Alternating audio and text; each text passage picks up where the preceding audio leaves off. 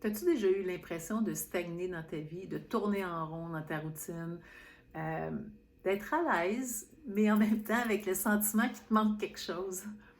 Ben, t'es pas tout seul. Aujourd'hui, j'ai envie de te partager une façon simple de justement contrer ce sentiment-là et de trouver l'épanouissement ou plus de bonheur dans ta vie.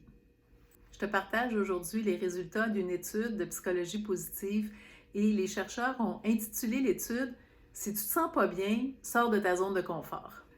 Je me présente, Diane Robin, je suis coach et formatrice, je suis ta meilleure alliée pour développer ta résilience et ton bien-être. Ma mission, c'est d'aider les gens à découvrir c'est quoi les facteurs de bien-être et de résilience, de mettre en place des stratégies pour les intégrer dans leur vie, de sorte qu'ils vont créer plus d'épanouissement pour eux.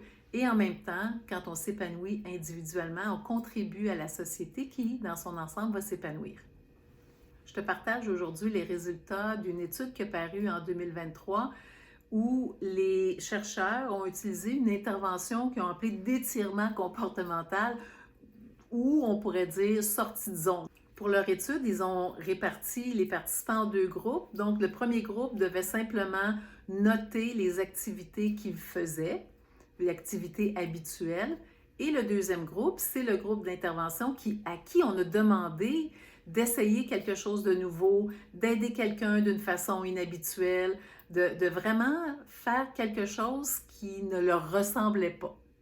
On avait au préalable mesuré le niveau de satisfaction de la vie des participants et dans les résultats, ce qu'on a constaté, c'est que les gens qui, au départ, avaient une moins bonne satisfaction de leur vie, donc ils considéraient leur vie comme étant moins satisfaisante, ces gens-là ont largement bénéficié de l'exercice de sortie de zone. Les gens qui avaient déjà une bonne satisfaction de leur vie, qui étaient déjà bien satisfaits de leur vie telle qu'elle était, ces gens-là ont moins profité de l'expérience.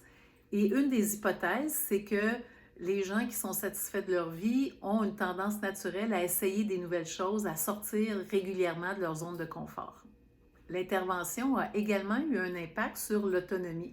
En fait, comme on disait aux participants, choisis une activité, ce n'était pas quelque chose qui était imposé.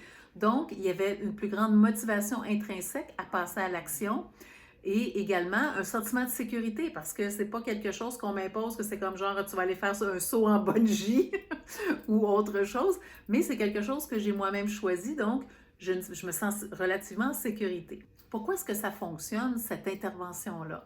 Bien, d'un côté, ça permet d'aller renforcer le courage, l'estime de soi.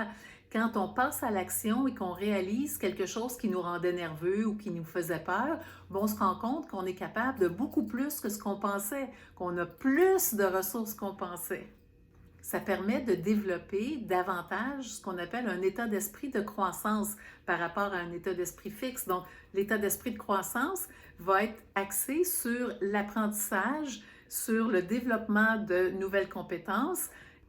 Également, cet exercice-là permet de nous faire voir de nouveaux horizons. On peut à la fois découvrir des nouvelles choses sur nous-mêmes et on peut aussi découvrir des nouvelles choses dans notre environnement ou de nouvelles personnes autour de nous. Donc, ça augmente nos chances de trouver plus de bonheur et de satisfaction dans notre vie. Comment tu peux appliquer cette étude-là dans ta vie? Je t'invite à choisir une activité, quelque chose qui te sort légèrement ou moyennement de ta zone de confort. Quelque chose que tu n'oses pas tout à fait faire, mais que tu as envie de faire. Prends cette activité-là et place-la dans ton horaire. La journée que tu l'auras placée dans ton horaire, passe à l'action. Et par la suite, prends le temps de t'asseoir et de noter, d'observer c'est quoi les pensées, c'est quoi les émotions qui sont là pour toi. Alors, qu'est-ce qu'on a vu ensemble aujourd'hui?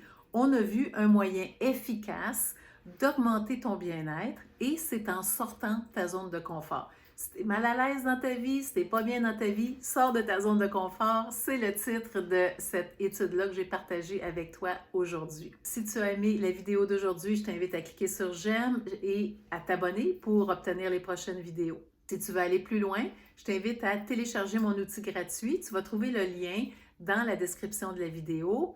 C'est un outil qui va te permettre d'éviter de tomber dans l'autocritique et qui va te permettre d'avoir davantage de bienveillance envers toi-même.